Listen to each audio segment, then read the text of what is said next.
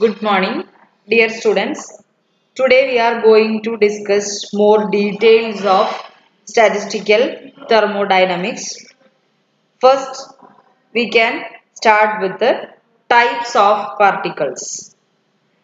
There are three principal approaches in treating particles in statistical thermodynamics. First one is Maxwell-Boltzmann statistics. Second one, Bose-Einstein statistics. Third one, Fermi-Dirac statistics. What do you mean by Maxwell-Boltzmann statistics or MB statistics? It is also called classical statistics. The basic ideas of this theory developed by Maxwell and Boltzmann in 19th century. Then what are the fundamental postulates of Maxwell-Boltzmann statistics? It considers all particles are distinguishable and there is no restriction relating to the accommodation of particles in energy levels.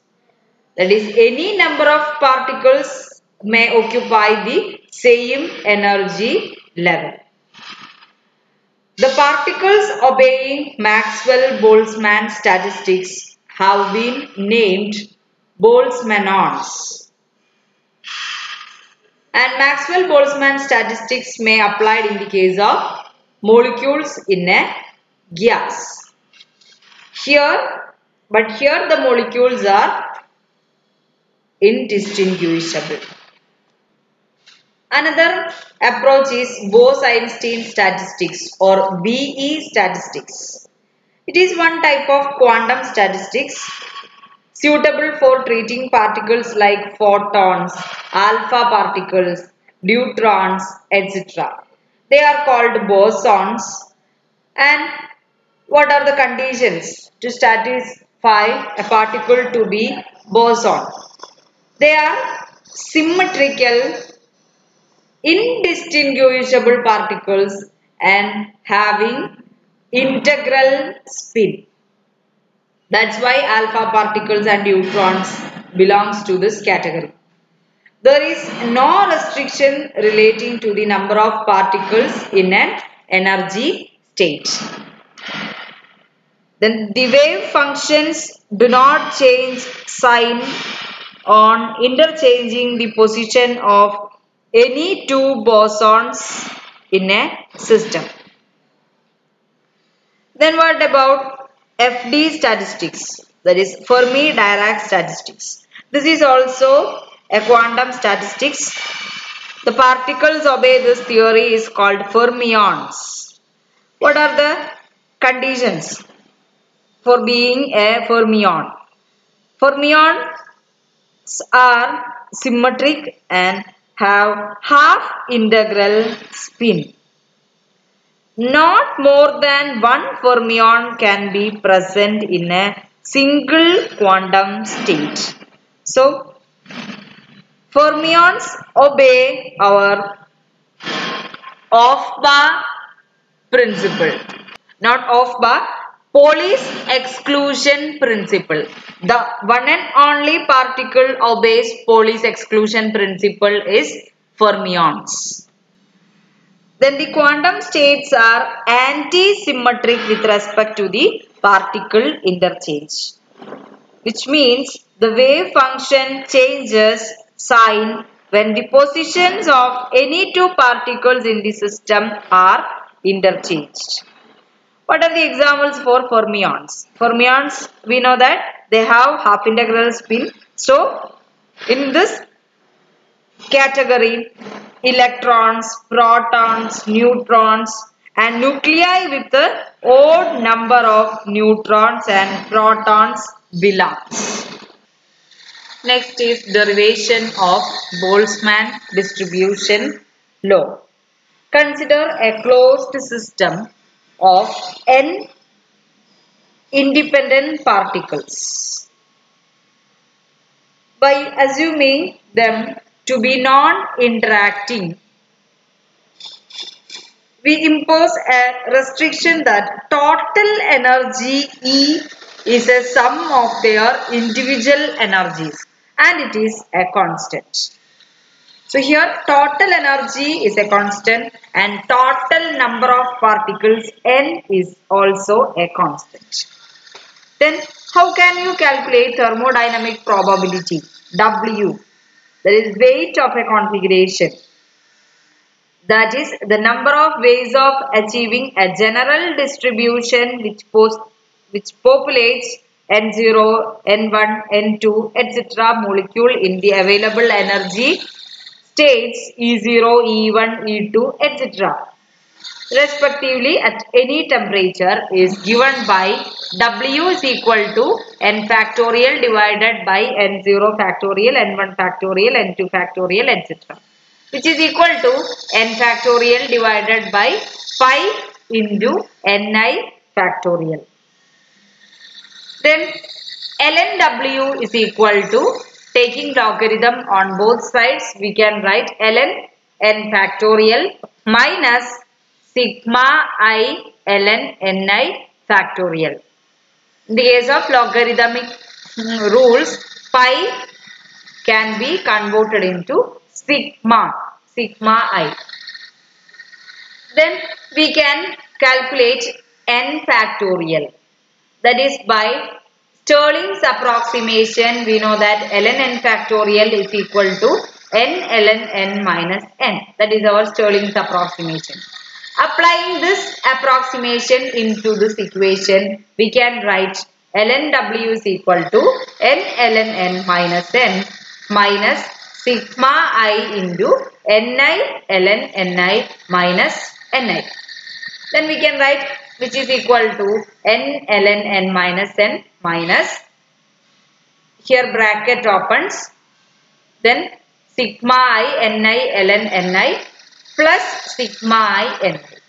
We know that sigma I Ni equal to N, that is total number of particles, which is a constant. So here plus N and here minus N, both are cancelled with each other and we get ln W is equal to N ln N minus sigma I Ni ln Ni. Then we have to find out most probable distribution among these energy states. The condition for most probable distribution is d ln W equal to 0. Then we have to find out the value of d ln W. That is, differentiate with this equation with respect to dni, with respect to ni. That is, dn is equal to sigma I dni. We know that n is equal to sigma I ni. Then dn is equal to sigma I dni. That is equal to 0. Since the number of particles n is a constant. And we know that total energy is also a constant. So on differentiating energy, d will be also 0. D equal to sigma I Ei into dni equal to 0. Since energy, total energy E is equal to sigma I into ni into Ei. That is a constant. So d is equal to sigma I Ei into dni, which is equal to 0. Then here we have to find out the value of d ln W. D ln W is equal to d of n ln N minus d of sigma I Ni ln Ni. We know that we are differentiating with respect to Ni. So the first term will equal to 0. So we can write d ln W is equal to minus d of sigma I Ni ln Ni. Here only n ln N. That is a constant. Here we differentiating only with respect to Ni. So the first term will cancel. Then how can you differentiate this equation? Ni ln Ni. Here according to the rules of multiplication in the differentiation rule, the first term taken as a constant into differentiating another term plus the second term remain as constant into differential of first term. That is the rule of multiplication in the case of differentiation. So we can write which is equal to sigma I can taken outside into ni, the first term, into differential of second term ln ni, that is 1 by ni, into dni. Here dni represents we differentiating with respect to dni, that is d ln w divided by dni. If we take the denominator dni into numerator, we can multiply. We should multiply dni term in all these terms. So dln w is equal to sigma minus sigma I into ni into 1 by ni dni plus here second term remains as a constant, that is ln ni into differentiation of ni, that is 1 into dni, that is minus sigma I into ni are cancelled and we get dni plus ln ni dni, which is equal to minus sigma I into 1 plus ln ni into dni. Here dni can taken outside. Then we know that sigma I dni equal to 0. So we can write dln w is equal to minus sigma I ln ni dni. Then what is apply the condition, that is most probable distribution condition dln w is equal to 0. So this equation will be equal to 0, or we can write either minus or plus will be equal to 0, that is sigma I ln ni dni equal to 0. That is the most probable distribution condition. Then we have to find out the value of ni, number of particles. For the calculation, we apply a method called Lagrange method of undetermined multipliers. Here, the method is, we have three equations, that is sigma I dni equal to 0, that is first equation.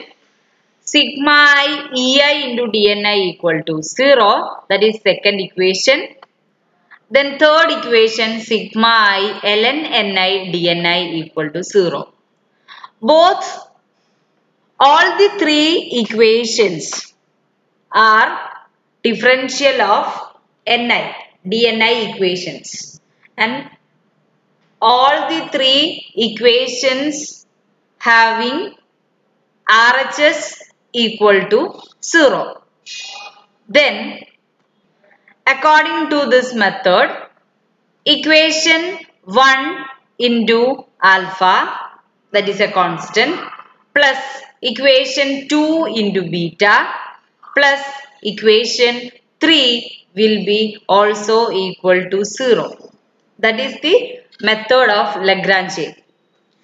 Then we can write sigma I ln ni dni, that is our third equation, plus alpha into sigma I dni, that is our first equation multiplied with alpha, plus beta into sigma I ei into dni equal to 0. That is sigma I can taken outside and dni also can taken outside. Then we can write sigma I into ln ni plus alpha plus beta ei into dni equal to 0. We know that dni will not equal to 0. dni will not equal to 0. That is dni is number of particles, distribution of number of particles. So that never will be equal to 0. Then in order to satisfy this equation, all the terms, this is a summation term, will be separately equal to 0. That is the rule of summation. Then we can write ln ni plus alpha plus beta ei equal to 0. That is ln ni is equal to minus alpha minus beta ei. Or we can write minus can taken outside alpha plus beta ei. Or ni is equal to e raised to minus alpha plus beta ei. Or ni is equal to 1 divided by e raised to alpha plus beta ei. This is our Maxwell-Boltzmann distribution law. Then we know that n is equal to sigma I ni, which is equal to sigma I into, we substitute the value of ni from Boltzmann distribution law as e raised to minus alpha plus beta ei, which is equal to sigma I into e raised to minus alpha into e raised to minus beta ei, which is equal to e raised to alpha can taken outside into sigma I into e raised to minus beta ei. Or we can write e raised to minus alpha equal to n divided by sigma I into e raised to minus beta ei. Then substitute the value of e raised to minus alpha in Maxwell-Boltzmann distribution law. That is ni is equal to e raised to minus alpha plus beta ei, which is equal to e raised to minus alpha into e raised to minus beta ei. Then substitute the value of e raised to alpha from this equation. We can write ni is equal to n divided by sigma I e raised to minus beta ei into e raised to minus beta ei. Or we can write ni divided by ni. Ni divided by ni is equal to e raised to minus beta ei divided by sigma I e raised to minus beta ei. Then beta is a constant, alpha is also a constant, and beta is found to be 1 divided by kt, where k is Boltzmann constant. Then substitute the value of beta in this equation. We can get ni divided by n is equal to e raised to minus ei by kt divided by sigma I into e raised to minus ei by kt. This ratio is used for the calculation of most probable distribution. And this equation gives the populations of the most probable configuration of the ensemble. This is called the canonical distribution. This is another form of Maxwell-Boltzmann distribution law. We know that quantum energy levels may degenerate, which means each level may contain 2 or more energy states that corresponds to the same energy. So, by introducing the degeneracy term, that is statistical weight factor, into Boltzmann distribution law, we can write ni divided by n is equal to gi into e raised to minus ei by kt whole divided by sigma I into gi into e raised to minus ei by kt. This equation represents the Boltzmann distribution law in its most general form. Next important term is partition function. What do you mean by a partition function? It is a function that describes the statistical properties of a system in thermodynamic equilibrium. It is a dimensionless quantity. Most of the thermodynamic properties like internal energy, entropy, free energy, heat capacity, etc. can be expressed in terms of partition function or its derivatives. Thus, the concept of partition function provides a bridge between the microscopic properties of the system and the macroscopic properties. Then, what do you mean by molecular partition function? Which is a function showing how the energy of a system of molecules is partitioned among the energy levels. That is, Q is equal to, Q is a representation of molecular partition function. Q is equal to sigma IGI into e raised to minus EI by KT. So, the sum of all the e raised to minus EI by KT terms for an energy state is called molecular partition function. Then what is the significance of partition function? For conventional purpose, it is convenient to consider the energy of ground state level, that is E0 equal to 0, and to take all EI values relative to this ground state. And ground state has a degeneracy G0. Then this is our partition function, equation for partition function. Then when temperature T is close to 0, that is T tends to 0, the factor 1 by KT close to infinity. So at T equal to 0, all the e raised to minus EI by KT terms become 0. Since e raised to minus infinity equal to 0. Except the one term containing E0. Since E0 is taken as 0, E0 by KT equal to 0 for any temperature. Then limit T tends to 0, partition function Q equal to G0. That is degeneracy of the ground state.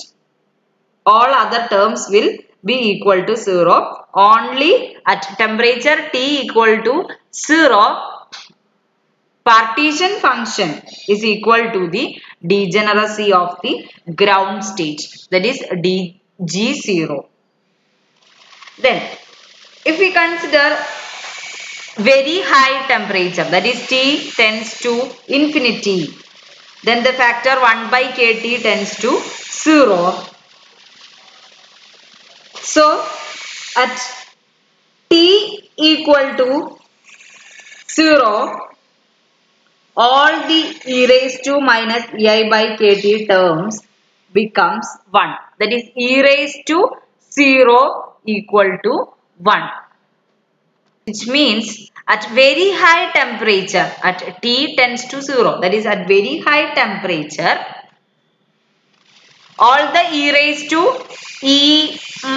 minus EI by KT terms will be equal to 1. Then partition function will be equal to the number of molecular states. That will be generally close to infinity at a very high temperature. So, limit T tends to infinity, partition function Q will be close to infinity. If we consider the number of molecular states is a finite one, that is an ideal case. We know that number of molecular states are infinite. But that is an if we consider ideal case, that is number of molecular state is a finite one, then at high temperature partition function Q will be equal to the number of molecular states. In short, at T equal to 0, only the ground level is accessible to a molecule. That is, at T tends to 0, partition function Q is equal to degeneracy at the of the ground state. So, at low temperature, all the particles should accumulate only at ground level. On the other hand, all states are accessible to a molecule at a very high temperature. At very high temperature, molecules should occupy all the states possible for the molecule. Thus, the molecular partition function gives an indication of the number of states thermally available to a molecule at the temperature of the system. That is the significance of partition function Q. At 0 Kelvin temperature, all the particles should occupy in the ground state only, and at high temperature, molecules can possess all the molecular states. Next is explanation of residual entropy. We already discussed about residual entropy. What do you mean by residual entropy? The absolute entropies of substance at required temperature can be determined by applying third law of thermodynamics. The values obtained being is known as third law entropies or thermal entropies. These thermal entropies can be calculated from statistical mechanics. So it is called statistical entropies. But what do you mean by residual entropy? The entropy that a crystal of a substance has at 0 Kelvin is called the residual entropy. That is the practical one. The lower values obtained for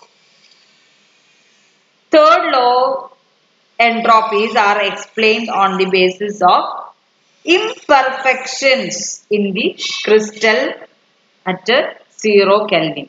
The imperfections in the crystals causes the development of new entropy, that is called residual entropy, which means entropies are not zero at 0 Kelvin. Entropies are finite at 0 Kelvin for an imperfect crystal. That is the practical situation.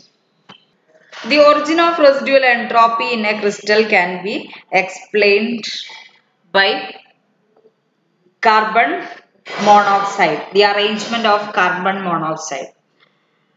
This is an ordered arrangement of carbon monoxide and this is random arrangement.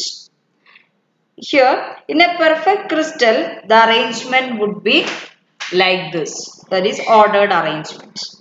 But in actual crystal, the arrangement will be like this. Here we can see that